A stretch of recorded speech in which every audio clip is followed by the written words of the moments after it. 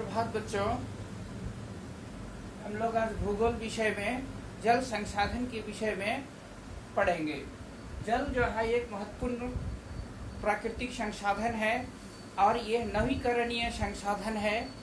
नवीकरणीय संसाधन ऐसे होते हैं जिसका हम लोग बार बार उपयोग करते हैं, बार बार उपयोग कर सकते हैं।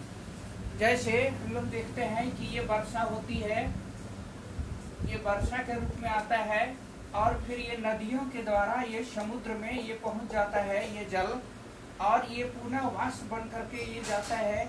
ये वाष्पीकरण की क्रिया होती है, ऊपर जाकर संघनन की क्रिया होती है, घनीभूत होती है, और फिर ये बादल बन करके पुनः जो है ये वर्षा होती है और खेत नदियों से होकर के ये फिर समुद्र में पहुंचता है और पुनः इस तरह से ये इसका एक जल चक्र जो है ये चलता है और ये लगातार इस तरह की प्रक्रिया जल के विषय में होती है।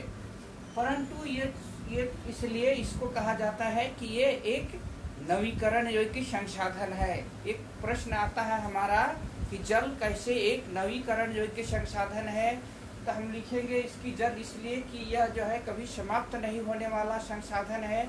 वर्षा होती है, नदियों में जाता है, तालाबों में या और दूसरे जहाँ जहाँ पर जमा होती है, या नहीं तो वह जो है नदियों के द्वारा समुद्र में पहुंच जाता है और वो वाष्पीकरण होती है और पुनः जो है वह जल वाष्प के रूप में जाता है और वह ऊपर जाकर संघनित होकर के बादल बनकर फिर वर्षा होती है और फिर नदियों के द्वारा फिर आता है। इस तरह से ये हमारा ये जल चक्र पूरा होता है, इसको ये इस तरह से पूरा होता है।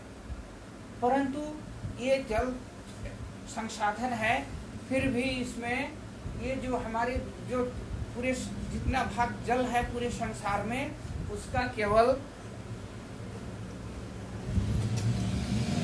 2.5% भाग ही मीठे जल का है जिसका हम लोग उपयोग कर सकते हैं, और ये केवल 2.5% जल ही उपयोग के लायक है और बाकी जल कहाँ है? बाकी जल समुद्र में, खारा समुद्र में है। ये जो जल है इसका भी 2.5 जितना जल का 2.5% और इसका भी 70%, ये 70% भी ये बर्फ के रूप में जमा है। हम लोग जानते हैं कि बर्फ जो है ये ऊंचे पहाड़ों पर और नहीं तो दोनों ध्रुवीय प्रदेश में, उत्तरी ध्रुव और दक्षिणी ध्रुवीय प्रदेशों में, ये हम लोग जानते हैं उत्तरी ध्रुव में आर्कटिक महासागर और दक्षिणी ध्रुव में अंटार्कटिका महादेश, उस जगह पर जो है ये बर्फ, ये तो समुद्री भाग है आर्कटिक सागर, और ये दक्षिण में अंटार्कटिका, ये हम लोग जानते हैं कि ये बर्फ के रूप में वहाँ पर मिलता है। तो 70% भाग जो है ये बर्फ के रूप में मिलता है। जो 2.5% मीठे जल का था उसका 70% उसका भी भाग ये हमारा बर्फ के रूप में है।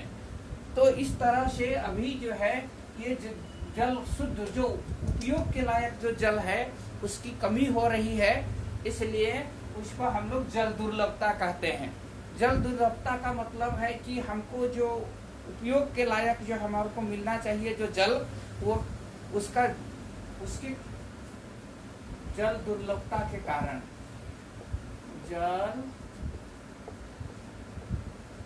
दुर्लभता के कारण, जल दुर्लभता के क्या कारण है? इसका क्या है कि जल का असमान वितरण, जल का असमान वितरण, ये असमान वितरण है। जो जल जो है हर जगह समान मात्रा में उपलब्ध नहीं है, जल का असमान वितरण है। और इसका उपयोग जो है बहुत अधिक उपयोग करने से उसका भी कल कारखानों में या घरेलू कामों में या सिंचाई में अधिक उपयोग करने से ये जल की कमी हो रही है, जिसको हम लोग जल दुर्लभता कहते हैं। और इसके कारण है इसका असमान वितरण है। इसका कल कारखानों में या सिंचाई में या घरेलू कार्यों में अधिक उपयोग होने से जल स्तर जो है भूमिगत जल, जमीन के नीचे जो जल है उसको भूमिगत जल बोलते हैं, जल स्तर में लगातार कमी आ रही है और हमको उपयोग करने के लिए शुद्ध जल जो है उपलब्ध नहीं हो रहा है, उसकी कमी हो रही है, जिसको जल दुर्लभता कहते हैं। अब इसमें जल दुर्लभता को, इसकी कमी को, इसके ये तो कारण हो गया जल दुर्लभता के कारण, और इसको पूरा करने के, इसको दूर करने के क्या उपाय हो सकते हैं। तो इसके लिए जल दुर्लभता को दूर करने के लिए ये कई तरह का हम लोग का क्वेश्चन इसमें रहता है कि इसमें पहले से जो जल संग्रह करने का जो तरीका था उसको हम लोग जल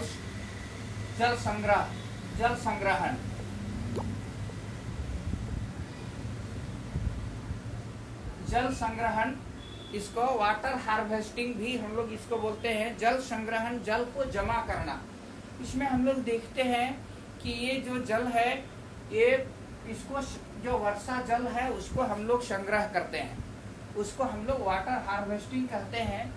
इसको विशेष करके पुराने समय से भी ये पारंपरिक तरीका से राजस्थान के क्षेत्र में जहाँ वर्षा बहुत कम होती है वहाँ पर पूर्व से जल संग्रहण करने का ये रहा है, क्योंकि वहाँ वर्षा कम होती है। तो वहाँ पर क्या करते थे, पहले का जो पूर्व में जो वर्षा जल संग्रहण करने का पारंपरिक जो तरीका था, उसमें छत पर वर्षा जल को, इसमें छत को, उसके वर्षा के पानी को पाइप के द्वारा कहीं ऊंचे टंकियों में ले जा करके इसको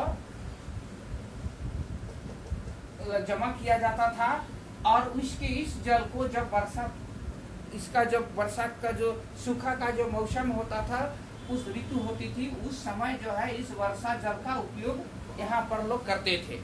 तो इस तरह से ये तो तरीका है, ये वर्षा के जल को इस तरह छत के जल को इसको रोक करके ये पाइप के सहारे टंकी में ले जाकर जमा कर, जो वर्षा का पानी, जब पानी का सूखा का समय आएगा, पानी का जरूरत पड़ेगा तो उसको आवश्यकता अनुसार उस जल को उपयोग करते थे। तो ये एक पारंपरिक तरीका, ये वर्षा जल संग्रहण करने का ये तरीका ये पहले से ही होते रहा है।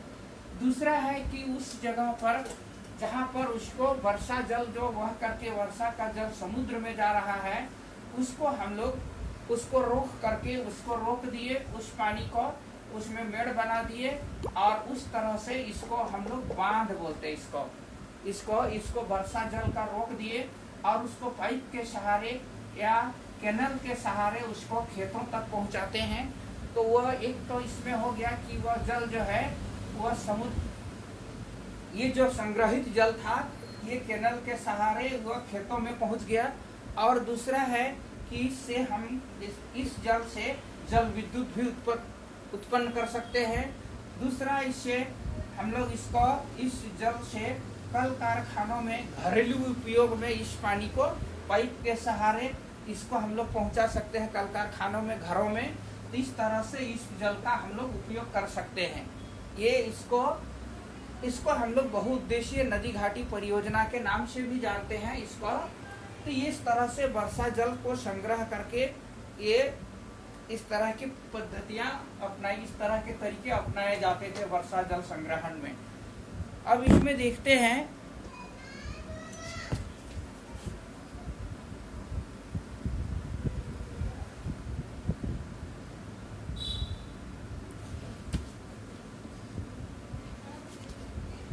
अब इसके देखते हैं कि इसके उद्देश्य क्या है इसको संग्रह करने का। इससे इसको हम लोग बोलते हैं नदियों में, विशेष करके जल जो है नदियों में, वह नदियों के द्वारा समुद्र में जाता है। तो वहाँ पर उस जल को रोक करके जो योजना बनाई जाती है उसको हम लोग बोलते हैं नदी घाटी परियोजना। नदी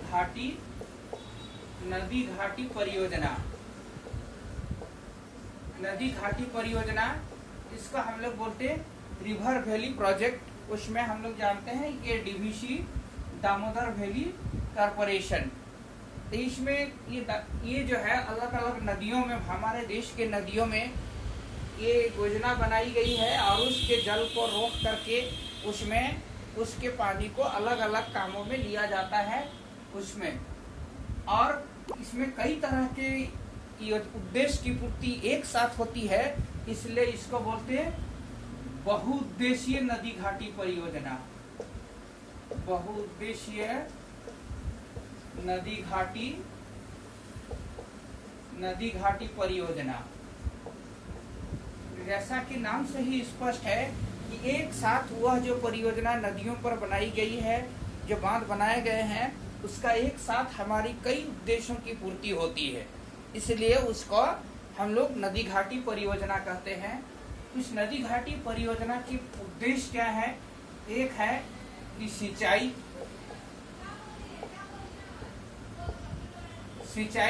इसको सिंचाई करने के लिए उस जो नदी के पानी को रोक दिया गया है और उसको कैनल के माध्यम से, नहर के माध्यम से खेतों तक पहुंचाया जाता है और वह पानी जो है खेतों को सिंचाई के रूप में प्राप्त होता है, तो वह एक उद्देश्य की पूर्ति होती है, ये सिंचाई।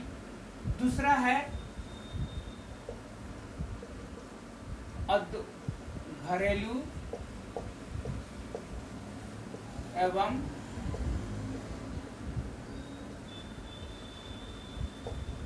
औद्योगिक उपाय, औद्योगिक उपयोग। इसको हम लोग घर में उस पानी को पाइप के सहारे घरों तक, और उसको हम लोग कल कारखानों में उसका उपयोग करते हैं, इसलिए उसका ये भी उपयोग हो सकता है। तीसरा है बाढ़ नियंत्रण। बाढ़ नियंत्रण, नदी घाटी परियोजनाओं की क्या उद्देश्य है?